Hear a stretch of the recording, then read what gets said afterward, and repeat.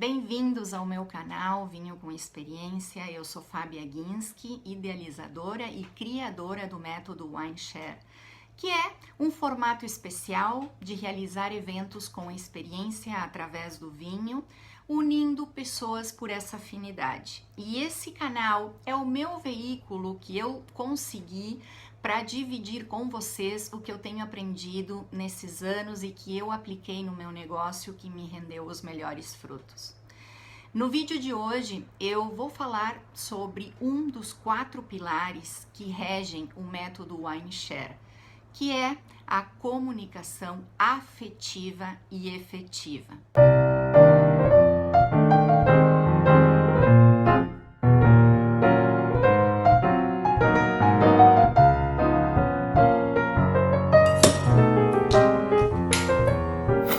Sem dúvida nenhuma, o primeiro dos 4 pilares por uma questão de afeto, pois foi um aprendizado que eu, ainda criança, tive a oportunidade e o privilégio de aprender diretamente do meu avô. Eu vou contar rapidamente para que vocês possam entender o porquê. Eu tinha 8 anos e saía da escola direto para a loja dele. Meu avô paterno, um judeu que era do ramo de tecidos. E naquela época não existia nada do que hoje nós temos, me referindo à comunicação. O telefone era uma peça de luxo, nem todo mundo tinha. E a brincadeira que ele fazia comigo era a brincadeira de vendedor e cliente. Naquela brincadeira nós revezávamos, às vezes eu era a vendedora e ele o cliente, e quando isso acontecia, a gente fazia muito real. Ele até saía da loja, esperava um minutinho lá fora para entrar, ia direto ao balcão onde eu era atendente. E eu nunca sabia qual era o papel que ele iria fazer, qual era o cliente que eu iria atender, porque existiam muitos, mas entre eles os que eu não gostava era do cliente sisudo, aquele cliente antipático que chegava sem dizer boa tarde, sem cumprimentar, fazendo exigências pelo preço. E naquele cliente eu às vezes perdia a paciência. Ele fazia muitas perguntas e não dava sinal que iria comprar. Então, se eu não conseguisse fazer a venda para ele, eu não ganhava o meu dinheiro. E era real, o meu avô, ele me dava um dinheiro caso ele comprasse, caso eu conseguisse vender. Então, por ali eu consegui desenvolver a paciência e a amabilidade. Quando ele chegava, às vezes, fazia um comentário que tinha caminhado muito para chegar até ali, até a loja, eu já sabia que a educação era oferecer uma cadeira, ou ele dizia estar com sede e eu oferecia um copo d'água, e assim eu fui aprendendo como trocar essa experiência com as pessoas, né? Ali foi a minha principal base. Essa até hoje foi uma das ferramentas que eu utilizei no meu trabalho, 100%. Eu aprendi que era muito mais fácil não reclamar para não perder o humor. E quando eu ouço pessoas reclamando de coisas banais, eu simplesmente me afasto. E você? Qual é o seu papel numa crise? Você é o que chora ou o que vende lenços? Quem é o mais remunerado nessa situação? O chorão ou aquele que vende lenços para o chorão? Vamos pensar sobre isso? Pessoas que reclamam o tempo todo são pessoas que não descobriram ainda o que gostam, o que amam, né? E como perdem tanto tempo reclamando e passando essas críticas adiante, é um pouco mais difícil para elas que tenham uma porta aberta para realizar o que elas amam. Tá? Nenhuma pessoa que ama o que faz reclama o tempo todo. Eu, pelo menos, eu não conheço. E eu te pergunto, o que você tem feito nesse confinamento? reclamando ou aproveitando esse tempo para fazer alguma coisa nova, diferente, ler um livro, fazer algum curso, sei lá, até talvez um hobby que você tivesse a vontade de fazer e não fez até hoje.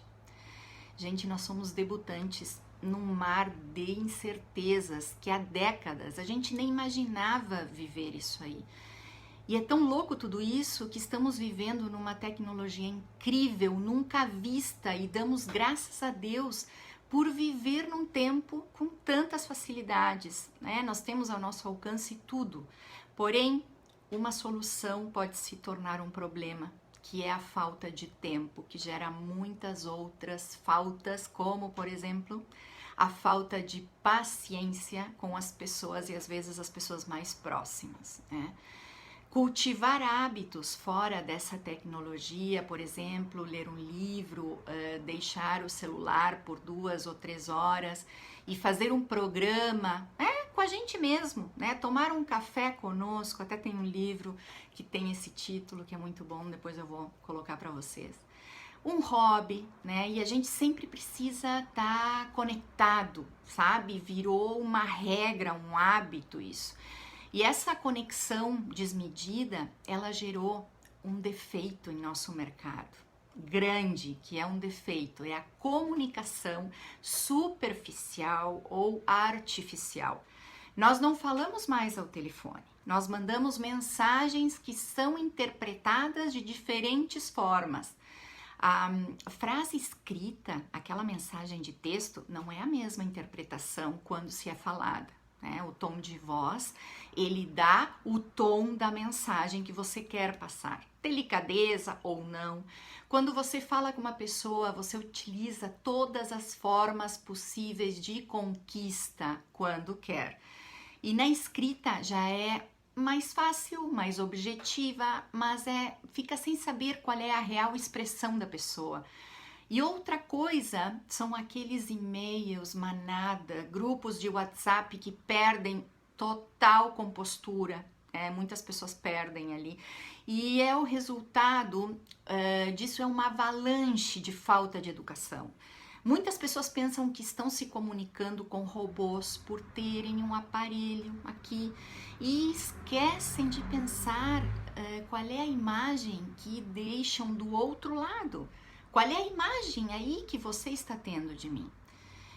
E eu falo desse assunto porque a comunicação é hoje um dos meus pilares mais importantes do método Weinshare. Quando falamos de pessoas, devemos falar com pessoas.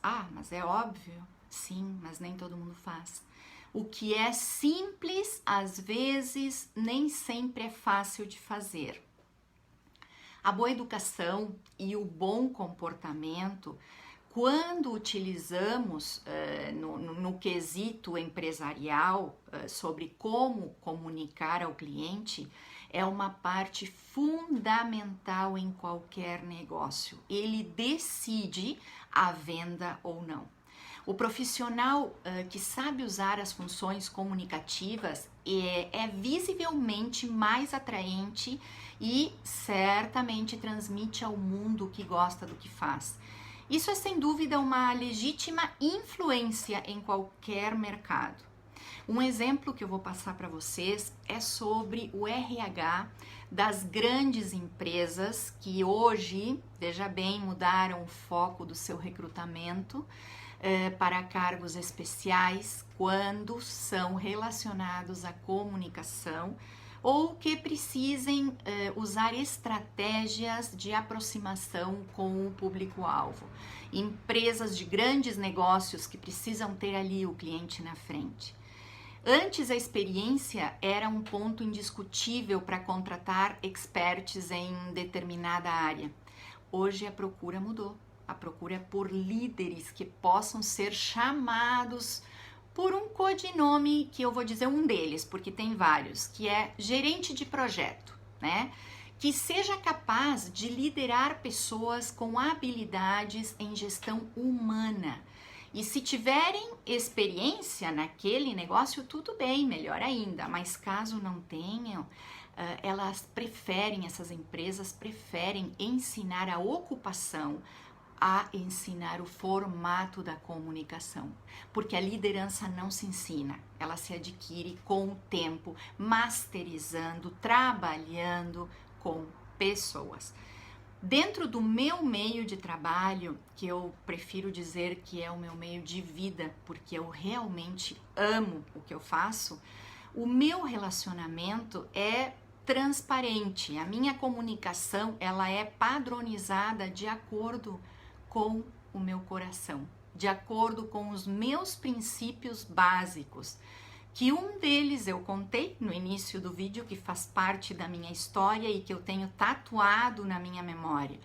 E por isso eu respeito muito mais as pessoas que colocam a prática paralelamente com a teoria. Por quê? Porque a prática sem a teoria, ela tem remédio, é plausível.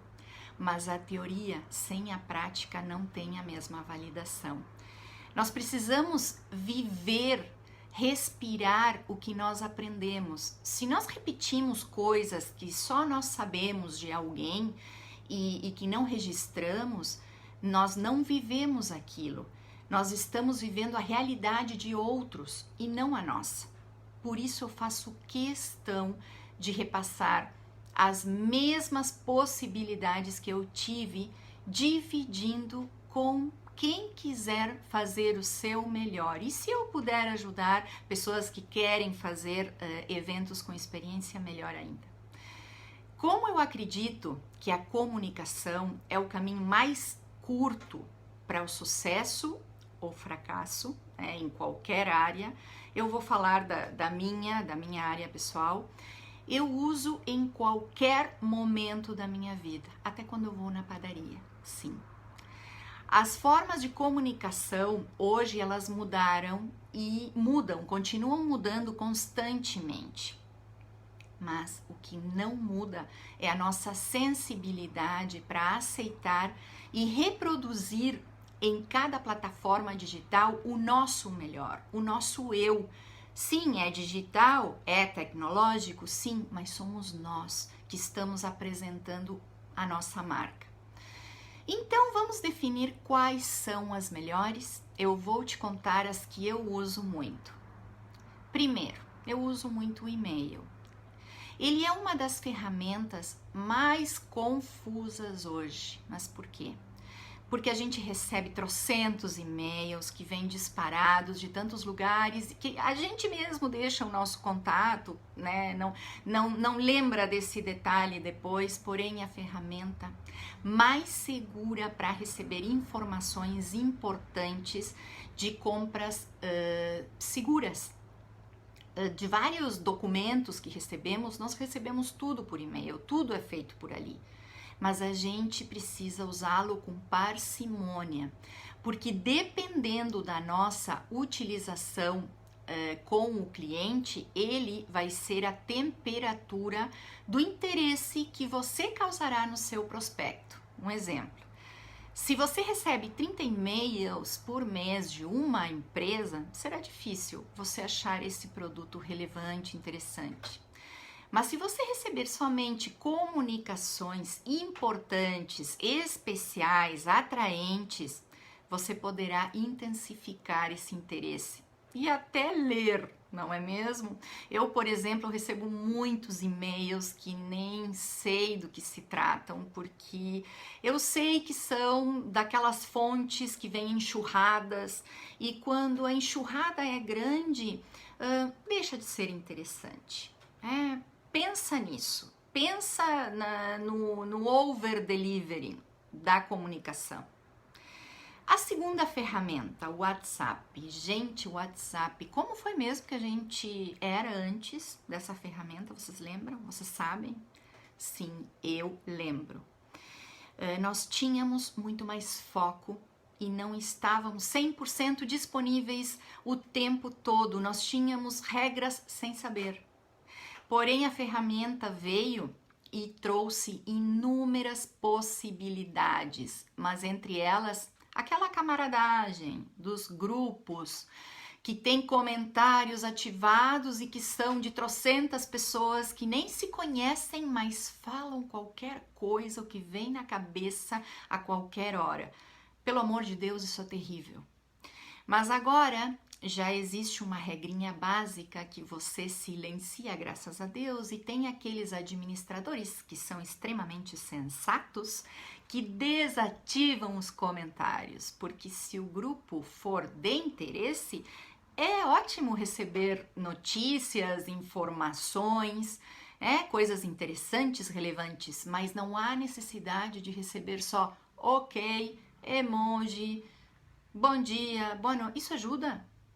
Não ajuda. Então, eu vou dizer para vocês que o melhor é ser pragmático, mais interessante, e eu preservo o tempo e a sanidade das pessoas. Mas o WhatsApp é muito interessante para receber aquela mensagem do seu cliente, óbvio, ótimo, maravilha. Mas ele te mandou mensagem de voz?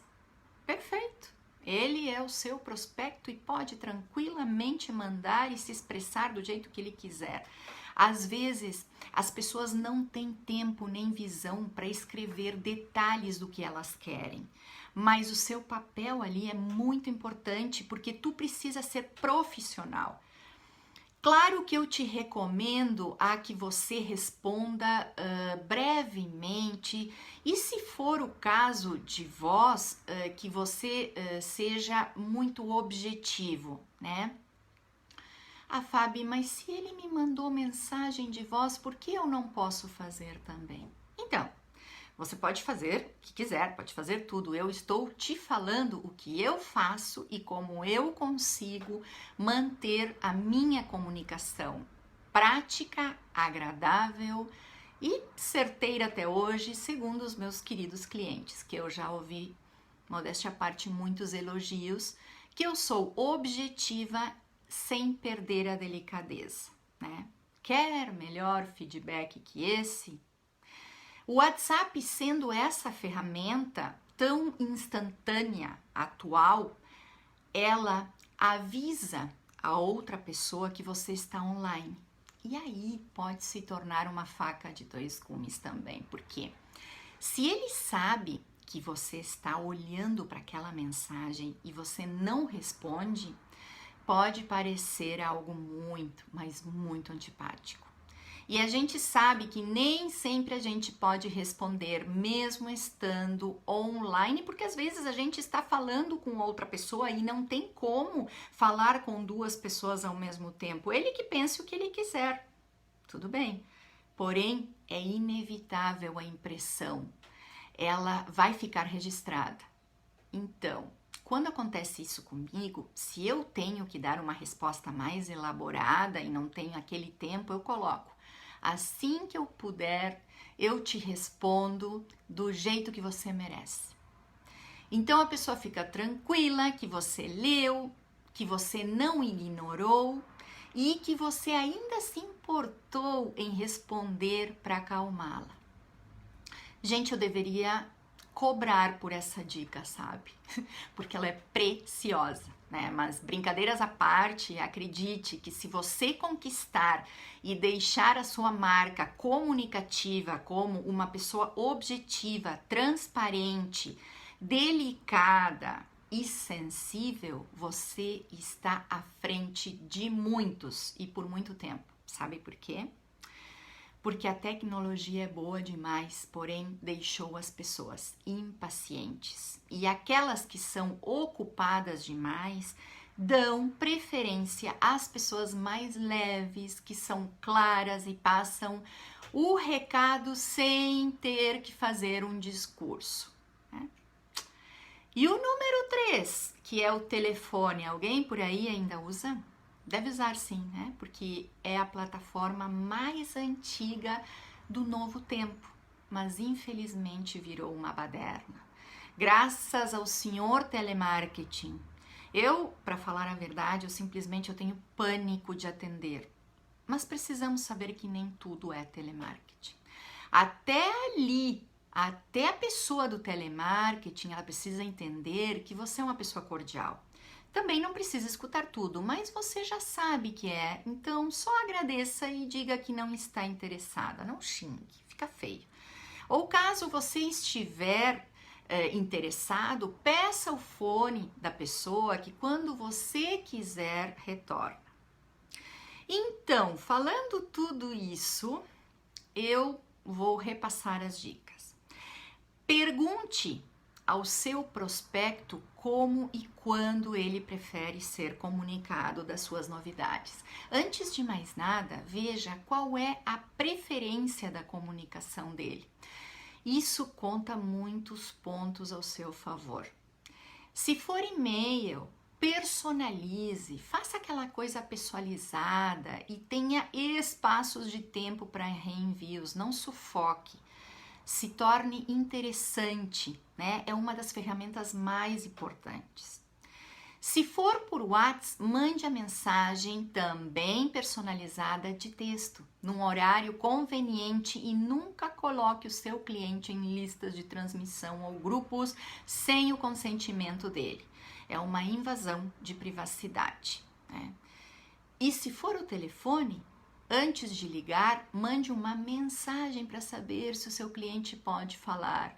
E se não responder a mensagem, ligue, porque talvez ele não veja a mensagem. Caso ele prefira essa forma de comunicação, no meu caso eu tenho muitos clientes que preferem esse método e está tudo bem porque eu gosto de falar, eu gosto de atender e está tudo certo.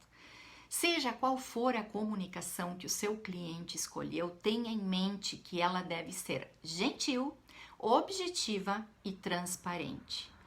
Você precisa plantar a confiança desde o primeiro momento. Você tem que entender que esse momento da comunicação é o precioso, ele faz parte da primeira impressão, caso seja um primeiro cliente.